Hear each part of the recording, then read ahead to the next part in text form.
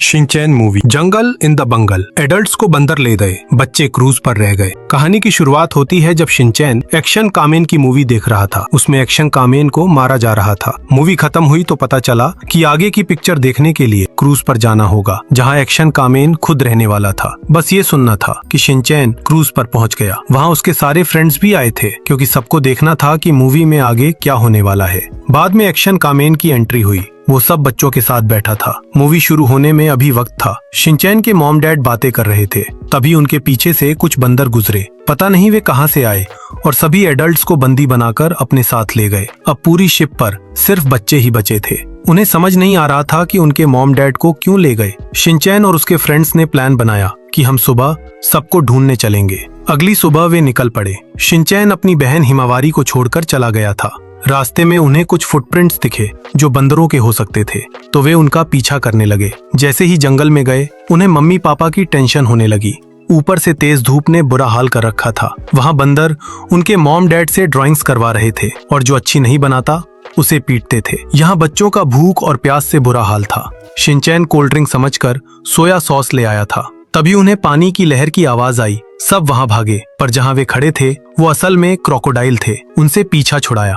अब प्यास तो लगी ही थी, तो मसाओ को भेजने का सोचा। मसाओ पहले मना कर रहा था, पर जब उन्होंने कहा कि हम आई-चान को तुम्हारी बहादुरी के बारे में बताएंगे, तो वो मान गया और क्रोकोडाइल का ध्यान भटकान लगा। क्रोकोडाइल ने मसाओ पर हमला करा।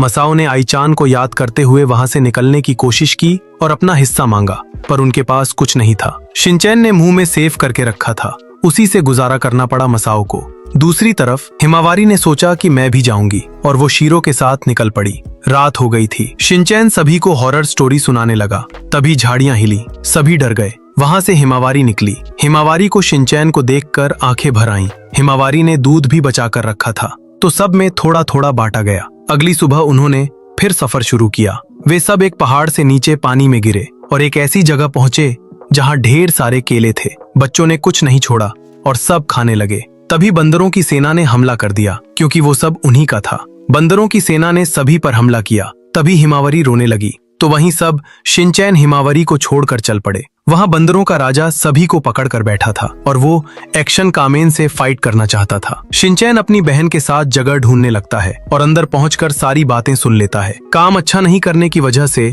हिरोशी, मित्सी और भी कई लोगों को बंदी बना दिया गया। शिनचैन आया और उन्हें छुड़ाया। बंदरों को हराने के लिए शिनचैन ने एक टेक्निक सोची। बुरी बुरी करके सभी को हरा देंगे। ये काम भी किया और सभी बंदर डर के मारे भागने लगे। अब सब ठीक हो चुका था, बस एक्शन कामेन को छुड़ाना था। बंदरों के राजा और एक्शन कामेन के बीच लड़ाई होने लगी। एक्शन कामेन ने बहुत मार खाई, पर शिनचैन की मदद से उसने उसे हरा दिया। अंत में शिनचैन ने बंदरों के राजा को हराकर सबको आजाद कर दिया। जब वे क्रूज पर पहुंचे तो सब बहुत खुश थे कि वे सही सलामत हैं। लेकिन विलन दोबारा आ गया और एक्शन कामेन हारने वाला था। शिनचैन भी बीच में आ गया, पर विलन हार नहीं मान रहा था। तब शिनचैन को गुस्सा आया और उसने हमला कर दिया। विलन को अपने बाल अपनी जान से भी प्यारे थे और शिनचैन ने उसके बाल खराब कर दिए। शिनचैन ने मार खाई, पर कैसे भी करके विलन को हरा ही दिया। आखिर में विलन ने सबसे माफी मांगी और सबने साथ मिलकर एक्शन कामेन की मूवी देखी। अगर आपको शिनचैन की मूवी की यह एक्सप्लेनेशन अच्छी लगी हो तो सब्सक्राइब करना ना भूलें।